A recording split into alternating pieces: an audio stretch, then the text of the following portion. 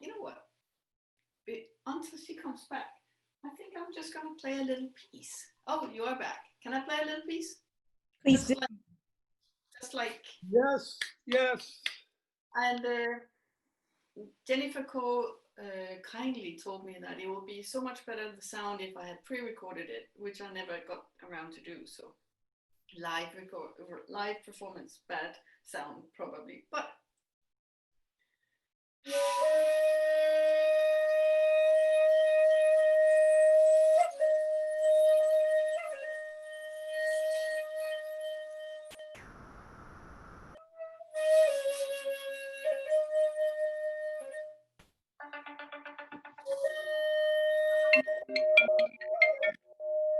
Well, you probably have the wrong number. Who are you?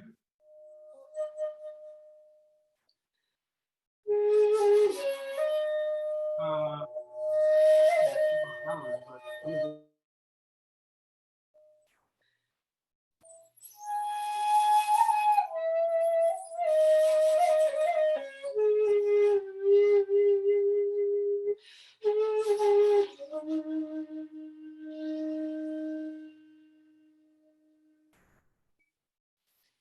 okay. Thank you so very much, Kiku. Just had enough time to um, pop out for some fresh air and back. So we move on to our second keynote speech, and our keynote speaker, Kiku Day, who is a shakuhachi player and ethnomusicologist from Denmark, working at the intersections of performance of traditional shakuhachi music, contemporary music and improvisation, ethnomusicology, history, politics, meditation, and writing. Kiku is a founding member of the European Shakuhachi Society, for which she served as a chairperson from 2009 to 2019. Together with Michael Solme Coxell, she was also chair of the last World Shakuhachi Festival in 2018. And some of you in the audience will also know Kiku for a pivotal work behind the Robuki Wave, a response to COVID-19 among shakuhachi players from around the world, and also the recently launched Listen Live Feed Musicians project on Facebook, whereby you can actually put your money where your mouth is. So over to you, Kiku. Thank you very much. Nice introduction. Um, so yes, I'll just add to that introduction of myself that um, my father is American Jewish, and my mother is Japanese. But I grew up in Denmark, so I consider myself Dane because that's the only country I really know how, what it is to be a citizenship of or a citizen of. So, and here I would like to speak about my personal kind of experience with COVID-19 and later on also Black Lives Matter. So in April, I had a tour planned in the United States when COVID-19 arrived. I had actually there a short future where I had a decent performance income awaiting. So it was very disappointing, obviously, that that just disappeared. Um, I experienced different kinds of discrimination regarding COVID-19 and myself as such. Firstly, I arrived back home to Denmark after it was end of February after a field trip filming an ethnographic film in Japan. And this resulted in not only my professional but also my private arrangements, you know, all kinds of meetings and stuff were cancelled because I came from the so-called Far East, where all these yellow people were, and weren't they all, you know, carrying COVID-19? So people were directly scared of me in this country. And so regarding my musical work, I experienced that the fact that I'm actually traveling a lot to perform, and people traveling had become like the new bad due to environmental issues. And this was quite a surprise combined with COVID-19. And obviously, the environmental issues, um, is a valid point and fair enough to discuss. But when the COVID-19 lockdown began, I suddenly received many negative responses to the fact that I travel for my gigs, and was told on several occasions that people like me would have to learn from COVID to stop our environmentally damaging occupation of giving live performances. This shocked me because, you know, everybody would know what a big difference it is between live music and online streaming, and how important it is for music to be perceived live. I've also lately come to the conclusion that my performances are also kind of a culture diplomacy, although I've always had a strange connection with that term. But anyway, I think my work in doing live performances are valuable. So I was surprised by the fact that COVID-19 had taken this as an opportunity to criticize a musician's lifestyle. And to be honest, I don't travel that much. You know, I'm not that successful a musician, and I'm not traveling a fraction of what business people may do. And also cancellation of concert and a change in income from a fair amount to zero obviously was something that was hard as well. The Danish government launched support packages, but even as a freelancer, you had to show proof of income more than £3,000 a month in order to be eligible. And who of us freelancers can show £3,000 each month for the past year or so? Anyway, I couldn't. And also, we just discussed internet performances. And I must say that people have been so generous to upload and live stream concerts and performances and all kinds of things online. And perhaps it was my reaction to being criticized for traveling and for performing live that gave me a kind of resistance against uploading videos, uploading my own performances. So I decided not to do it. And but that made me begin to feel that I was lacking behind all my colleagues and kind of losing grounds in having an internet presence. Anyway, I still didn't upload performances of myself, but I really started thinking, what could I do otherwise? You know, especially like, how could I do something that will connect us to the community? The shakuhachi community has quite a worldwide connection. There are many shakuhachi players out there. So together with my colleague, shakuhachi player Veronique Piron, we came up with the idea of something called Robuki wave. Robuki is playing long notes of the deepest note. For example, if we do it here on the standard size, just all hold closed and then. And if you do that for 10 minutes, you'll be a master. That's something we say in shakuhachi terms, kind of. And so we got this idea that so we have to do that. In that way, we're not exclusive to beginners and elitists, and so everybody can join us. And we decided that if we called out for people to play, for example, around noon, their own local time, then we'll have this sound wave going around the world. And if you couldn't do it at noon, well, you just joined any time that was convenient. Often it happens that somebody calls out for the shakuhachi community to play together, play a piece together in tribute to somebody who passed away, or we've had these kind of occasions, but it's always somebody saying, okay, this time that's convenient for that person for various reasons. And it's always the middle of the night for somebody else, like today's conference. So trying to be inclusive, both for beginners and also for everybody's timeline, But still, the internet showed that it would be exclusive, or there would be still problems with accessing the internet. It became especially evident with the new upcoming grand area for shakuhachi, which is China. And since this movement started based on Facebook, well, Chinese people were excluded because of censorship. So we run into these kind of problems.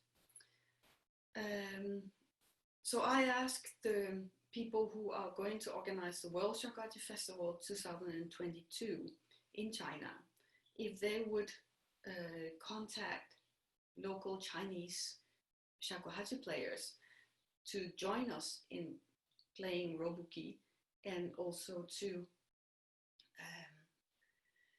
join us maybe with videos. So we started collecting videos because we wanted to make this video of all of us playing somehow.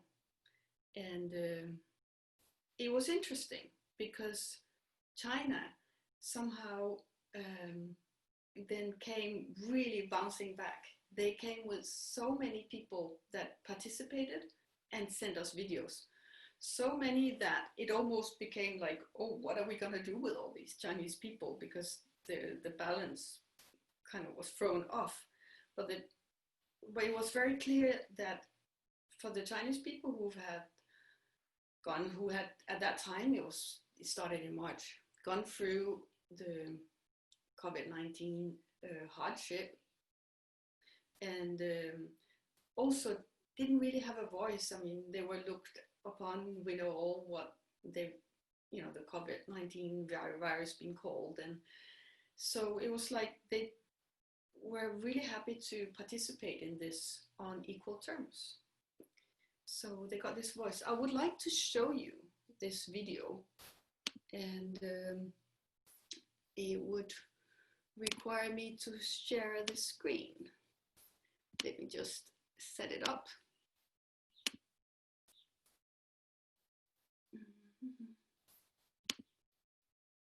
For some reason, it doesn't show up.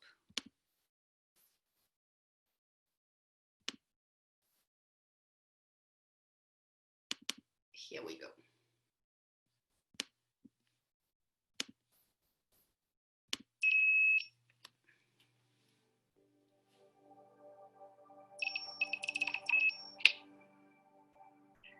Hello, I'm Véronique Piron from France.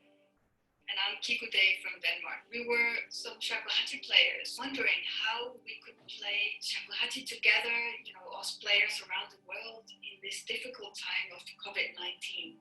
So I made a suggestion to create a wave of sound only by playing one note. What is our tradition? And I immediately thought, yes, that's it. We create a wave. If all of us played around 12 o'clock noon, then this raw sound will go around the world, as long as we want to. So this is the video showing some of the people who participated in that wave.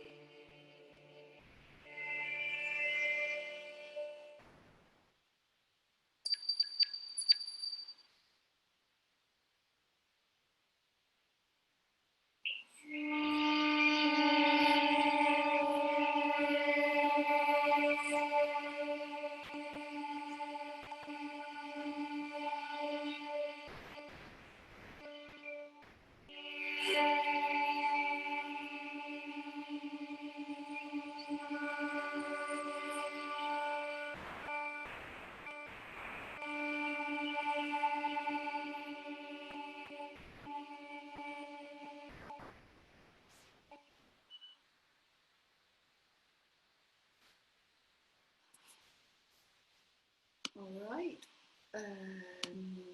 Stop share. I should be back again. Kind of. Yes. The Roboki Wave project actually raised some questions, such as networks. You know, what are our networks? And we think they're diverse, but there are lots of people excluded. I mean, there was not one participant from Africa, the continent of Africa. I've had several students from South Africa, but they're not living there anymore. And it's also hard to say, maybe there aren't any shakuhachi players there. But I also got in contact with somebody from Iran who weren't able to upload a video, for example. So it was simply not that easy to contact everybody, especially not China, which is such a place for shakuhachi playing nowadays. I also now want to move on to Skype lessons, because Skype lessons, so online lessons, is something that I've done since 2007. And in some ways, you can say that that part of my work life hasn't really been affected by the pandemic. I've taught students living on all the continent except South Pole, of course. However, it was actually interesting that even, you know, online teaching shut a bit down. Everybody just went a little bit introvert in the beginning, and it quickly taught up, and I'm kind of teaching normal online now. But here I would also like to mention something that's relevant for our topic. We've spoken about unequal access to the internet due to censorship in case of China and probably also other places. But economy, of course, plays a great role here. And even if there's internet access, there can be a difference, you know. Parts of Asia has great internet access, but one time I was asked by a potential student who contacted me, who asked me directly, how much do you charge for a lesson in Denmark? And I told him, and his reaction was, that's 2 weeks' salary for me. So obviously that's not possible.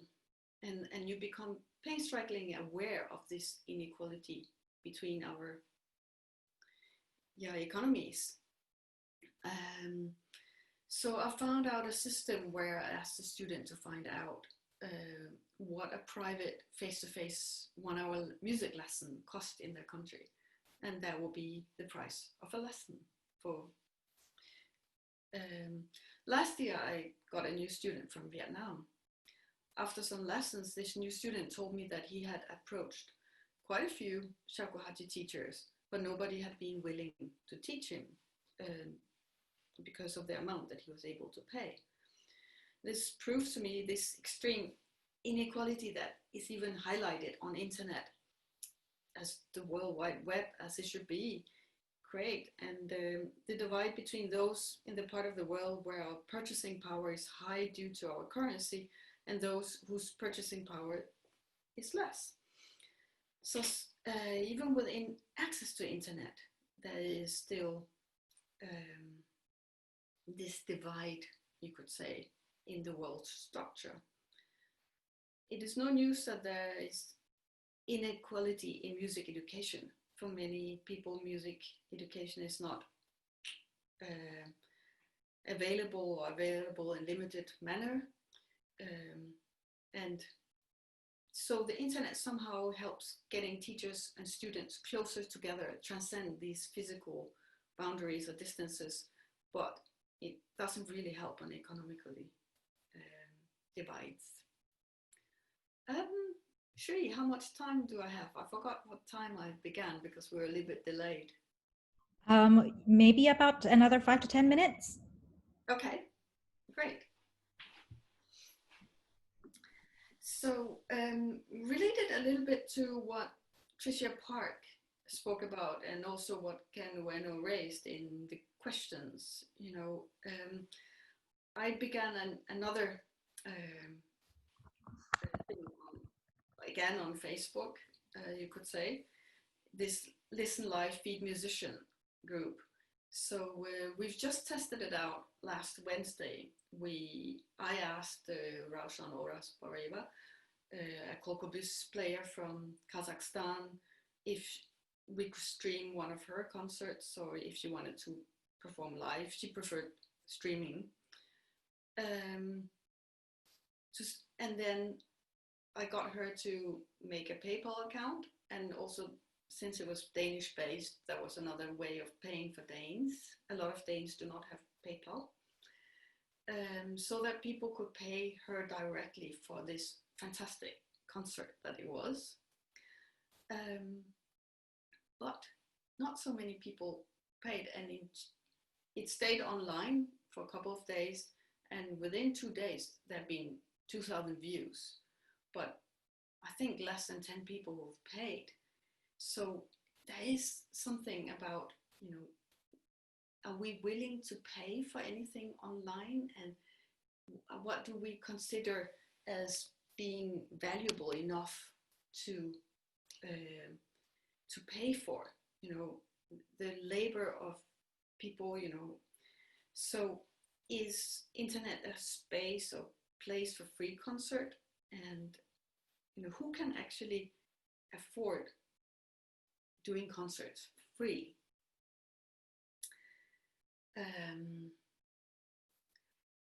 So I probably just want to mention one more thing, and it's the Danish version of community building during the COVID-19 pandemic, which is singing together.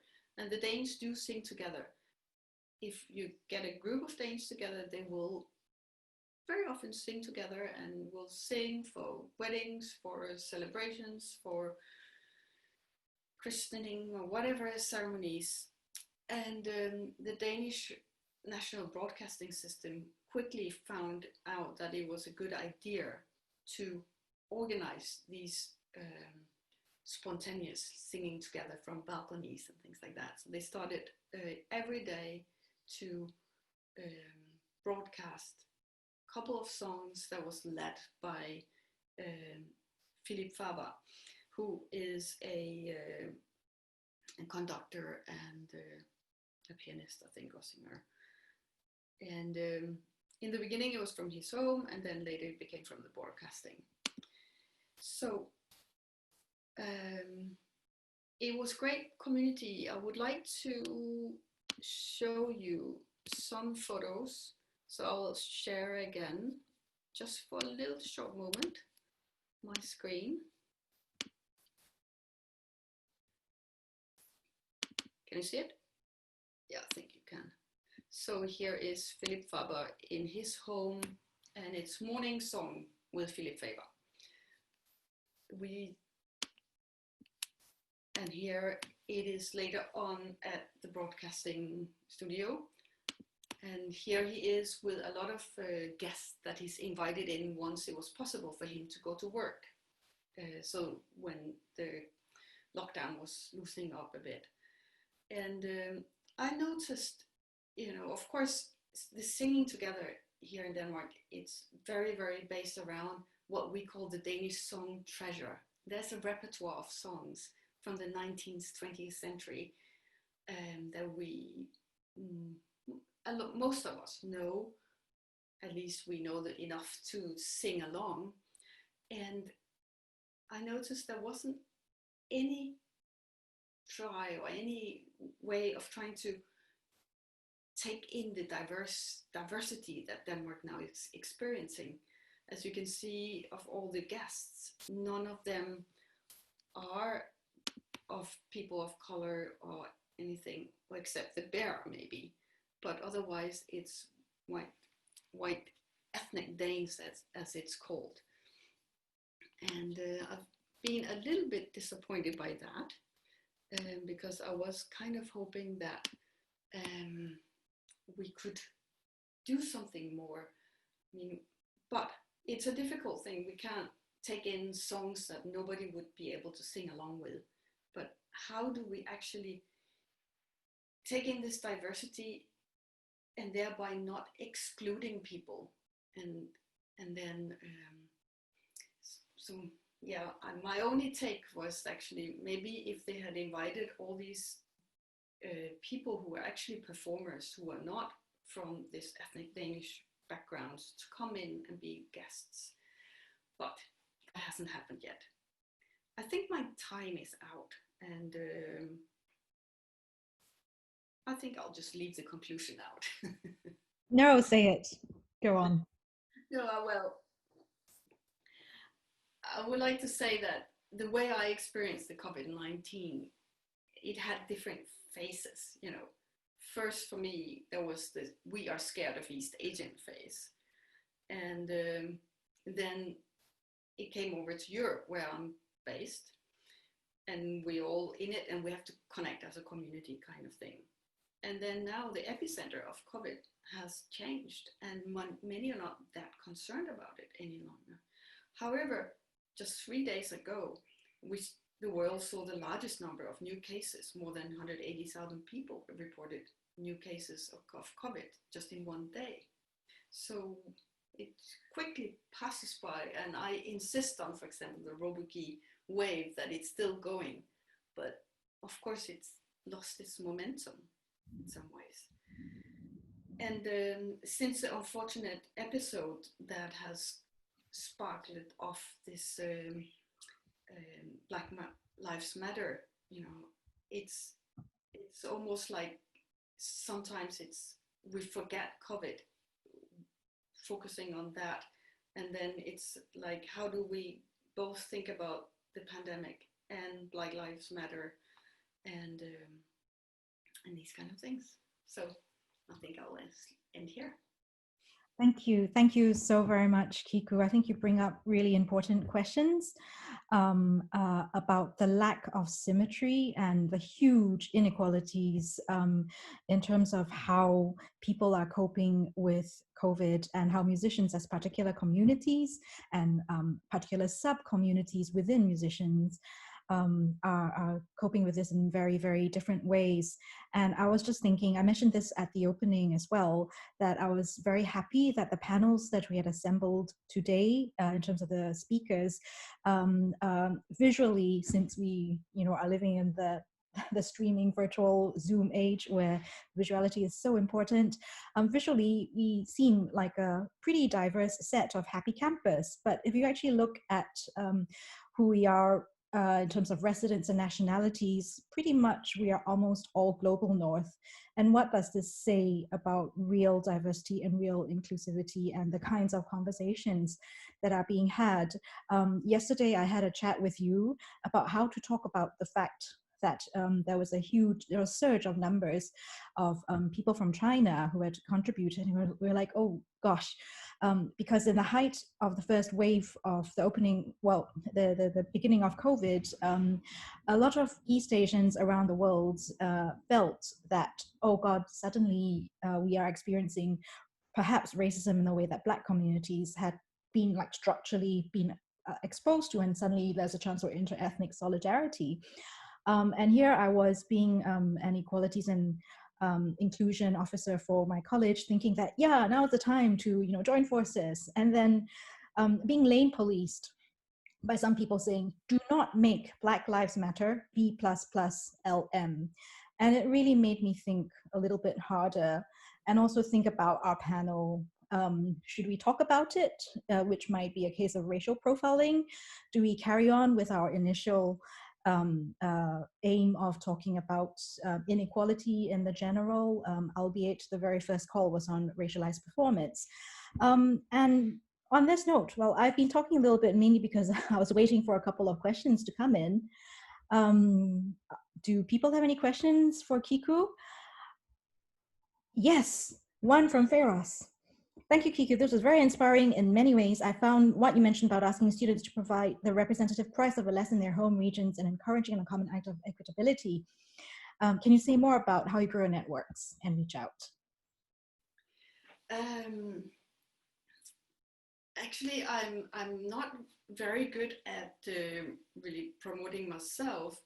So it is very much it's something that happens online, you know, whether it's Facebook, through my website, even as like concerts come in also just because they Google and then they find my website.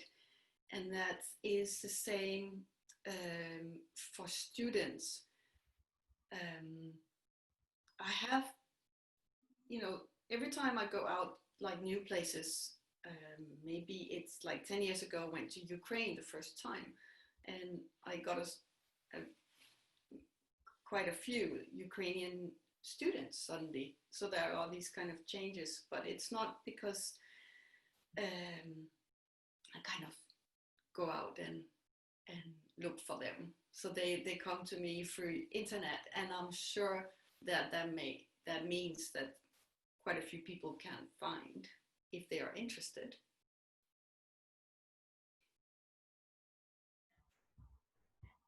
Are there any other questions? Maybe we can address questions in the next round, after the next round of panels, as people take in the huge amount of the many different perspectives and you know, challenges that you've put on the table that require a little bit of digestion.